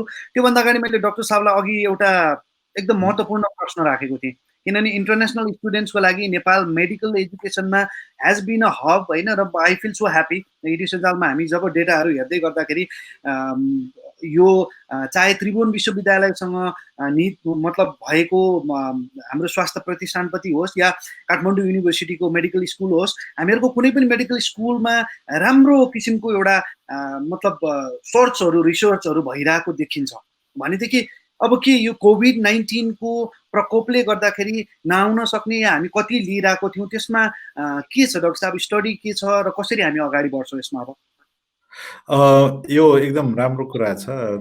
मेडिकल एजुकेसन्समा नेपाल अगाडि नै छ। हामी कहाँ धेरै छलफल पनि हुन्छ, जस्तो कसरी राम्रो गर्ने भन्ने कुरामा पनि धेरै हामी स्वतःस्फूर्त रूपमा सबैलाई कन्सर्नको विषय पनि छ। यसले चाहिँ धेरै इम्प्रुभ पनि गराएको छ र मेडिकल स्कुल अब यहाँबाट पढेकाहरू अझ राम्रै अङ्क ल्याएर स्कलरसिपमै पढ्ने र स्कलरसिप नभए पनि राम्रो अङ्क ल्याउनेहरू त अहिले विश्वभरि नै छ। अहिले हामीले हेऱ्यौँ भने अब अमेरिका, युरोपमा यो कोभिडकै कुरामा हेर्दाखेरि कतिपय नेपाली फिजिसियन्सहरूले चाहिँ कोभिडलाई ट्याकल गरिरहेछ र राम्रै रिजल्ट पनि पाइराख्नेहरू पनि छन् र धेरै क्रिटिकल जब गरिराख्नेहरू पनि नेपाली नै छन्। यहीँ पढेकाहरू नै पछि गएकाहरू छन् र यहाँ यो राम्रो किन भयो भन्ने कुरामा चाहिँ मेरो आफ्नो हिसाबमा चाहिँ कस्तो छ भने मेडिकल एजुकेसन्स थ्योरिटिकल नलेज संसारभर एउटै हो। प्र्याक्टिकल्ली भन्यो भने यहाँ हामी कहाँ चाहिँ बिरामीहरूसँगको एट्याचमेन्ट चाहिँ अथवा बिरामीहरूसँगको नजिकबाट हामीले बिरामी हेर्न पाउने यहाँ राम्रो छ नेपालमा र सिकाउने पद्धतिहरूमा पनि धेरै कम्प्रोमाइज छैन है, एकदमै राम्रो छ। बाहिर त अझ स्किल बेस्ड स्किल ल्याबमा धेरै क्लास हुन्थ्यो भने यहाँ त बेड साइडमै क्लासहरू हुन्छ। अनि पढाउने टिचरहरू पनि अब पहिला नेपालदेखि ट्रेन भएका, इन्डियादेखि ट्रेन भएकादेखि लिएर अहिले विदेशमा धेरै ठाउँमा ट्रेन भएकादेखि यहीँ ट्रेन भएका सबैले चाहिँ एउटा राम्रो खालको डिसिप्लिनमै सिकाइराखेको छ, त्यसैले पनि राम्रो भएको होला। सँगसँगै समयमै सकिने पनि छ, 5.5 वर्षदेखि 6 वर्षभित्र सकिन्छ। र अर्को एउटा अनौठो चिज चाहिँ वर्ल्ड वाइड कम्पेयर गर्ने हो भने नेपाल सस्तो पनि छ है, मेडिकल एजुकेसनमा नेपाल सस्तो पनि हो। यो अन्त वर्ल्ड वाइड नै हेर्ने हो भने सस्तो पनि हो। त्यही कारणले सायद आएको होला। धेरै जसो विद्यार्थी त इन्डियाबाट आउँछ, त्यसपछि श्रीलङ्काबाट आउँछ, मालदिप्सबाट आउँछ र हुँदाहुँदै अब अमेरिका, ब्रिटेनमा बस्नेहरू नेपाली नै एनआरएनहरू पनि आएर पढिराखेका हुन्छ। अनि यसलाई अब कोभिडले केही फरक पार्ला कि नपर्ला भन्नेमा मेरो आफ्नै उसमा विचारमा चाहिँ धेरै फरक पार्दैन, किनभने यो कोभिड नेपालमा मात्र भएको होइन, संसारमै भएको एक। दोस्रो कुरा, यो भाइरसले त जियोग्राफिकल ऊ त चिन्दैन पनि होइन। अब इन्डिया पनि छ, श्रीलङ्का पनि छ, नेपाल पनि छ, जताततै छँदैछ, अमेरिका पनि छ। र यही सिचुएसन त लामो समय रहँदैन पनि। यसलाई हामीले बिस्तारै अब यो भाइरसको इन्फेक्टिभिटी पनि कम होला, औषधि उपचार पनि पाइएला र सँगसँगै हामीसँग इम्युनिटी पनि बढ्दै जाला। यो आउँदाखेरि चाहिँ सायद यही पर्टिकुलरले चाहिँ धेरै असर नपार्ला। तर यति भन्दा इन्टरनेसनल नर्म्स अनुसार एक देशबाट अर्को देशमा जाने चाहिँ स्ट्रिक्ट गरिराख्यो भने चाहिँ एउटा हुन सक्ला। तर एज सच मेडिकल एजुकेसन पढ्नकै लागि चाहिँ कोभिडले इन्फेक्सन हुने खतरा छ भन्ने कुरा चाहिँ नहोला। र अर्को एउटा तयारी गर्नुपर्ने चाहिँ नेपालमा मैले देखेको चाहिँ either of any of the university academy हामीसँग इन्टरनेसनल स्ट्यान्डर्डको, जस्तै युरोप अमेरिकाकै जस्तो स्ट्यान्डर्डको होस्टलदेखि लिएर र यो टाइमिङदेखि लिएर यो दिनमा आउनुपर्छ भनेपछि यही दिनमै आउनुपर्छ भन्ने खालको रुटिन चाहिँ मेन्टेन गर्न अझै पनि च्यालेन्जिङ छ। जस्तै अहिले अब नेक्स्ट इयरको एकाडेमिक इयर यो दिन छ भन्नको लागि हामी सक्दैनौँ अहिले, किन हाम्रो +2 को रिजल्टदेखि नै इफेक्ट हुँदै जान्छ, बिचबिचमा पोलिसीगत कुराहरूले चेन्ज हुँदै जान्छ। अनि अब शिक्षा मन्त्रालय, काउन्सिल, आयोग, युनिभर्सिटी, एकाडेमी सबैको कुराहरूबाट चाहिँ एभ्री इयरको ठ्याक्कै रुटिन प्र्याक्टिस चाहिँ छैन। अब राजनजीलाई you know much better about the American system होइन, इन्टरनेसनल सिस्टम, जहाँ चाहिँ एकाडेमिक क्यालेन्डर अर्को इयरको लागि अहिले नै ठ्याक्कै थाहा हुन्छ। त्यो चाहिँ यहाँ थाहा छैन। त्यो एउटा चाहिँ हाम्रो बिग हिन्ड्रेन्स छ विदेशी विद्यार्थीलाई हामीले इन्टरटेन गर्दाखेरिको एउटा च्यालेन्ज चाहिँ, त्यो चाहिँ ठुलो च्यालेन्ज छ। तर वी आर होपफुल, हामीले चाहिँ अझ राम्रै विदेशी विद्यार्थीलाई पढाउन सक्छौँ जस्तो लाग्छ। हस्, थ्याङ्क यू सो मच। म डाक्टर साहबलाई क्विकली अब चाहिँ हामीसँग धेरै समय बाँकी छैन, सो क्विक एउटा एन्सर सचित घिमिरेले लेख्नु भएको छ, how having good social connection and communication help to maintain physical and psychological wellbeing भनेर लेख्नु भएको छ। सो सोसल कनेक्सन र कम्युनिकेसनले चाहिँ साँच्चै वेलबिङ, साइकोलोजिकल्ली र फिजिकल्ली वेलबिङ हुनको लागि सपोर्ट गर्छ या गर्दैन भन्ने प्रश्न राख्नु भएको छ। सो डाक्टर साहबले एकदम म गर्छु भन्छु, किनभनेदेखि एउटा त हामी हाँस्न पाए है, सोसियली कनेक्टेड भएर खुसी भएर एकलाई अर्कालाई देखेर, त्यसपछि सँगसँगै दुईतिर एउटै म्युजिक बजाएर डान्स गऱ्यो भने त फिजिकल्ली पनि भयो होइन, एउटाले गीत गाउने नाच्ने भएर गरे पनि भयो। अनि यो चाहिँ सोसियली कनेक्टेड हुनु भनेको फिजिकल्ली कनेक्सन नै सबै कुरा त्यसलाई रिप्लेसै गर्न नसके पनि we can find the alternatives. अघि नै डान्स भने जस्तै अरू केही पनि एक्सर्साइज गर्न सक्छौँ। हस् हस्, डाक्टर सुब्बा यसमा हजुरको भनाइ के छ? एउटा कुरो त के त भन्दाखेरि हामी मान्छेहरू भनेको सामाजिक प्राणी हौँ। हामीलाई समाजमा र अरू मान्छेहरूको साथमा जति बस्छौँ त्यति नै ऊर्जा हुने गर्दछ, हाम्रो ज्ञान र सिप त्यति नै बढ्ने गर्दछ। र यो भएन भने चाहिँ विभिन्न प्रकारको समस्याहरू जस्तै लोनलीनेस आइसोलेसन भन्छ, त्यहाँ मान्छे हेर्दाखेरि हामीलाई थाहा हुन्छ। अहिले अब यो क्वारेन्टाइनमा राखेका मानिसहरूमा यो प्रब्लमहरू देखा पर्छ, पिटिएसडीसम्म देखा पर्छ भनेर चाहिँ अध्ययनहरूले चाहिँ भनिराखेका छन्। तर बाध्यता के छ भनेर भन्दाखेरि अहिले चाहिँ हामी सोसल डिस्टेन्स भन्दाखेरि अगाडि त्यो शब्द प्रयोगमा आइहाल्यो, तर वास्तवमा चाहिँ सोसल डिस्टेन्स भनेर चाहिँ फिजिकल डिस्टेन्स भनेर चाहिँ भन्न खोजेको। यसकारण के छ भन्दाखेरि हामीले यो जसरी अहिले हामीले कुरा गरिरहेका छौँ भिडियोमा हेरेर अथवा अन्य सोसियल मिडियाबाट चाहिँ प्रशस्त मात्रामा सोसल कन्ट्याक्टमा चाहिँ हामी बस्न सक्छौँ, जसले गर्दाखेरि हाम्रो सामाजिक त्यसपछि आएर इमोसनल साइकोलोजिकल हेल्थलाई चाहिँ केही हदसम्म यसले चाहिँ मेन्टेन गरिदिन्छ। पुरापुर चाहिँ गर्नु सक्दैन केही हदसम्म। तर के हुनु पर्यो भनेर भन्दाखेरि दुईटा कुरो हुन्छ। मान्छेहरूको व्यक्तित्व हेर्दाखेरि कोही एक्स्ट्रोभर्ट टाइपको व्यक्तित्व हुन्छ, कोही चाहिँ इन्ट्रोभर्ट टाइपको व्यक्तित्व भएको हुन्छ। ती बिचमा धेरै जस्तो मानिसहरू चाहिँ एम्बिभर्ट भन्छ, ती बिचको चाहिँ हुन्छन्। प्रब्लम चाहिँ के छ भन्दाखेरि एक्स्ट्रोभर्टहरूलाई, जसलाई बाहिर जानु पर्यो, 4-5 जना मान्छेहरूसँग गफ गऱ्यो भने उसलाई चाहिँ आनन्द लाग्ने, ऊर्जा आउने, क्रिएटिभ हुने, त्यस्ता व्यक्तिहरूको लागि यो जुन चाहिँ अहिले लकडाउन भइरहेछ यो चाहिँ प्रब्लमेटिक भएको छ। इन्ट्रोभर्टहरूलाई प्रब्लम छैन भन्ने होइन, उनीहरू चाहिँ एक्लो भएको बेलामा ऊर्जाशील हुन्छ, बढी क्रिएटिभ हुने गर्दछ। तर यो लामो समयसम्म भयो भने उनीहरूलाई पनि प्रब्लम चाहिँ हुनसक्छ, जुन चाहिँ ओल्ड पिपलमा हेऱ्यो भने। जस्तै यो अहिले हामीले 1 महिना भइसक्यो, अब यसो सोच्दाखेरि उमेर पुगिसकेका मानिसहरू एक्लो महसुस गर्छ कि गर्दैनन्, अथवा उनीहरूको सोसल कन्ट्याक्ट भएन भने कस्तो हुँदो रहेछ त भनेर त्यो हामीले चाहिँ अनुमान चाहिँ गर्न सक्छौँ। तर यति हुँदा हुँदै पनि हामीलाई एउटा कुरो थाहा भएको कुरो के यो लामो समयको लागि होइन। यसले अहिले केही समस्याहरू चाहिँ देखा पार्न सक्छ, कसैको लागि पछि पनि यो एउटा सामाजिक समस्या भएर चाहिँ आउला। तर धेरै जस्तोले अहिले प्रशस्त मात्रामा गर्ने न्यू नर्मल भनेर चाहिँ भन्छ। अबको समय यो हो, यही त हामीले एड गरेर चाहिँ जानुपर्ने हुन्छ है, आवश्यक पर्यो भने भनेर भनिरहेछ। त्यसै कारण त्यो एडजस्ट र एडाप्टेसन चाहिँ हामीले गर्दै जान्छौँ। केही प्रब्लम होला, तर लामो समयसम्म गइसकेपछि चाहिँ त्यो एडाप्टेसन होला कि जस्तो लाग्छ। त्यसै कारण अन्य तरिकाबाट चाहिँ हामीले आफूलाई चाहिँ स्वस्थ राख्न सक्छौँ, थ्याङ्क यू। मानसिक र सामाजिक संवेदनात्मक। प्रतिष्ठा तिवारीले भन्नुभएको छ हाम्रो रिजल्ट कहिले आउँछ 3rd सेमेस्टरको भन्नुभएको छ। एक्ज्याक्टली हामीलाई थाहा भएन प्रतिष्ठा। सो 3rd सेमेस्टर भन्नुभएको छ, कुन कलेज र कुन मतलब उमा हुनुहुन्छ प्रोग्राममा त्यो चाहिँ यहाँले राखिदिनु भयो भए म यो प्रश्न राख्न सक्थेँ। एनिवे प्रश्न राख्नुभयो, यहाँलाई धेरै धेरै धन्यवाद। मेरा पाहुनाहरूलाई पनि म एकदमै धेरै धेरै धन्यवाद भन्न चाहन्छु, किनभने हामी लगभग 1 घण्टा 4 मिनटको हाम्रो भलाकुसारी भइसकेको छ। अन्तमा एकदम छोटो एक सेन्टेन्समा अहिले हामीलाई हेरिरहनु हुने जति पनि हाम्रो अडियन्सहरू हुनुहुन्छ, किनभने यो रेकर्डेड पनि will have like सेयर्ड in like different platforms होइन, त्यो हिसाबले चाहिँ अब यहाँले फिजिकल र यो मेन्टल वेलबिङलाई चाहिँ हामीले ध्यान दिनको लागि केही टिप्सहरू छ भनेदेखि एकदम छोटकरीमा भन्नुपर्दा म डाक्टर सुब्बाबाटै जान चाहेँ। एकदम छोटकरीमा के हामीहरूको अब हेरिरहनु भएका दर्शकहरूको लागि के टिप्सहरू छन् त वेलबिङको लागि साइकोलोजिकली? अहिलेको अवस्थामा सबैभन्दा महत्त्वपूर्ण कुरो चाहिँ प्लान गर्नु पर्यो।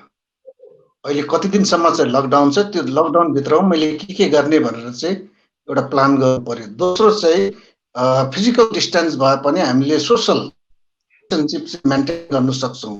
त्यो रिलेसनसिप मेन्टेन गरेर जुन चाहिँ तरिकाबाट पनि सोसल इमोसनली पनि त्यो गरेर चाहिँ जानु सक्छौँ। र अर्को चाहिँ डिस्ट्र्याक्सन गर्नको लागि, किन भन्दा विभिन्न प्रकारका यो सुस्त आइरहने हुनाले डिस्ट्र्याक्सन गर्नको लागि केही क्रिएटिभ कामहरू, जस्तै अघि डाक्टर सरले भन्नुभयो नक्सा बनाउँछु शनिबार शुक्रबार भनेर भन्नुभयो, अहिले चाहिँ बिदा छ धेरैको, यो नयाँ ह्याबिट पनि डेभलप गर्न सकिन्छ। त्यो केही न केही प्रोडक्टिभ कुराहरू गर्न सकिन्छ। र यो लकडाउन भएको चाहिँ हाम्रो लागि अपर्च्युनिटी हो। हाम्रो लागि भन्दा सबैको लागि, विद्यार्थीको लागि, एडल्ट पिपलको लागि, ओल्ड पिपलको लागि, महिलाको लागि, बालबालिका सबैको लागि चाहिँ अपर्च्युनिटी हो। यसलाई चाहिँ हामीले सदुपयोग गर्नु पर्यो। Thank you so much doctor साहब, यहाँलाई यही प्रश्न नै। सरले भन्नुभएको छ यो एडभर्सिटीबाट पनि अपर्च्युनिटी खोज्नुपर्छ हामीले। सबैभन्दा ठुलो एडभर्सरी भनेको अहिले इकोनोमिक क्राइसिस हो। धेरै जसो अब विद्यार्थी भाइ बहिनीहरूलाई पनि केही न केही त छ, तर अरू धेरै जसो फ्यामिली रन गर्नुपर्नेहरूलाई यो चाहिँ बडो अप्ठ्यारोको सिचुएसन छ, अब पर्टिकुलरली बिजनेसहरूलाई भनौँ। तर यसमा पनि अघि नै सरले भन्नुभएको छ आफूले आफूलाई चाहिँ इनर्गाइज गरौँ।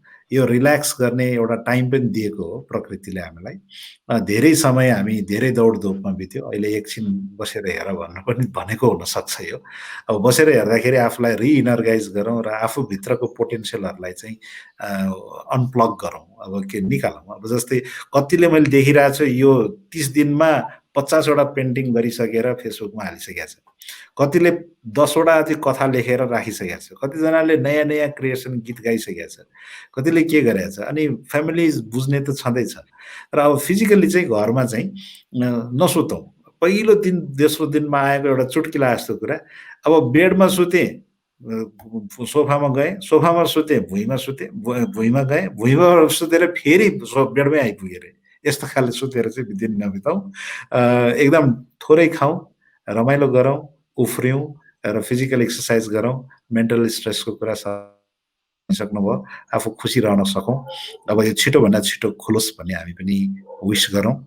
कोरोना पनि नबढोस्, हामीले चाहिँ अब छिटोभन्दा छिटो नर्मलमा ब्याकमा जान पनि सक्छौँ। तर पुरै नर्मल चाहिँ हुनेवाला छैन। Life will be changed after this corona. There are something which will be dramatically changed. यो कुरालाई चाहिँ हामीले रियलाइज चाहिँ गर्नुपर्ने हुनसक्छ। Thank you so much. यहाँहरू दुवैजना मेरो पाहुनाहरूलाई आज म एकदमै कृतज्ञ छु। यहाँहरूले आफ्नो व्यस्तताका बावजुद लगभग हामी 1 घण्टा 8 मिनटको समय भलाकुसारी गऱ्यौँ। धेरै कुरा मैले पनि सिक्ने कुराहरू पाएँ। त्यसै गरी जतिजनाले हेरिरहनु भएको छ या जतिजनाले पछि हेर्नुहुन्छ उहाँले पनि पक्कै पनि केही सिक्नुहुनेछ भन्ने मैले अपेक्षा राखेको छु। As I said earlier, edusanjal.com is always there to help you in finding the right educational institutions in Nepal. And then हामीले एब्सोल्युटली अब्रोडको लागि केही पनि काम गरिरहेको छैनौँ। वी प्राउडली से द्याट, किनभने एडुसन्जालमा चाहिँ नेपालमै शिक्षा, नेपालमै राम्रो राम्रो शैक्षिक संस्थाहरू छन्, नेपालमै केही गर्नुपर्छ भन्ने हिसाबको हाम्रो चाहना हो। यद्यपि हामीले कसैलाई विदेश नजानुहोस्, जानै हुँदैन पनि भन्न खोजेको होइनौँ। तर यस्तै खालका प्लेटफर्ममा हामी विभिन्न व्यक्तित्वहरूलाई ल्याएर हामी गफगाफ गर्ने नै छौँ।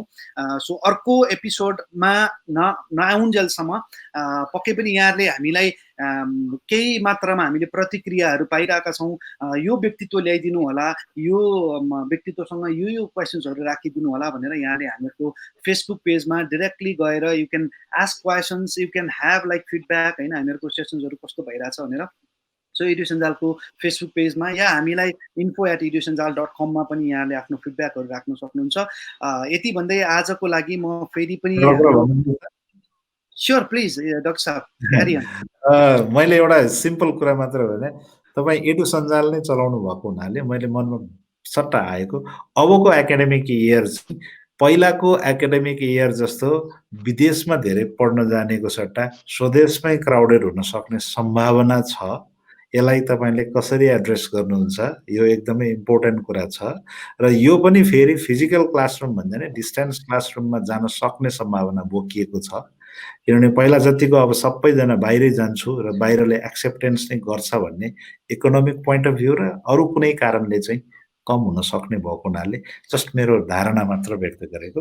हामीले यहीँकोलाई अपर्च्युनिटी कसरी अझ बढाउने द्याट्स इम्पोर्टेन्ट जस्तो लागेर I'm sorry thank you. Thank you doctor साहब। यो विषयमा हामीले अलिकति अगाडि चर्चा पनि गऱ्यौँ। केही हामीहरूको एक्सपर्ट्सहरू हुनुहुन्थ्यो। वी वर टकिङ अबाउट यो अनलाइन एजुकेसनले गर्दा पक्कै पनि डिस्टेन्स लर्निङको कुराहरू आइसकेपछि बाहिरको मतलब डिग्रिजहरू पनि we can take it very easily online. त्यो कम्पिटेटिभ एउटा इन्भाइरोमेन्टमा पनि हाम्रो शैक्षिक संस्थाहरू जानाले कम्पिटेटिभ हुनाले अझ क्वालिटी बढ्न सक्छ भन्ने कुराहरू छ। त्यो हिसाबले हामी we are also working on that. एडुसञ्जालमा अब यो हुनुपर्छ भन्ने किसिमले हामीले पनि सोचिरहेछौँ। सदैव यहाँको यो फिडब्याकको लागि thank you so much again. Doctor Rajendra Koju and doctor Shishir Subba यहाँहरूलाई धेरै धेरै हृदयदेखि नै एकदमै धेरै धेरै धन्यवाद भन्न चाहन्छु। र यति भन्दै गर्दा हामीहरू आजको कार्यक्रमबाट बिदा लिन चाहन्छौँ यतिखेर। सो फेरि पनि मैले दोहोऱ्याउन चाहेँ edusanjal.com र एडुसञ्जालको फेसबुक पेजमा तपाईँहरूले हामीलाई प्रत्यक्ष रूपमा केही फिडब्याक छन् या केही व्यक्तित्वहरूलाई ल्याएर यसरी कुरा गर्न सकिन्छ भन्ने किसिमको केही पनि कुराहरू छन् भने कृपया हामीलाई सम्पर्क गर्न सक्नुहुनेछ। अर्को एपिसोड नाउन्जेलसम्मको लागि हामी बिदा हुन चाहन्छौँ। So thank you so much for watching. Keep watching and then keep supporting us. Thank you so much. नमस्ते।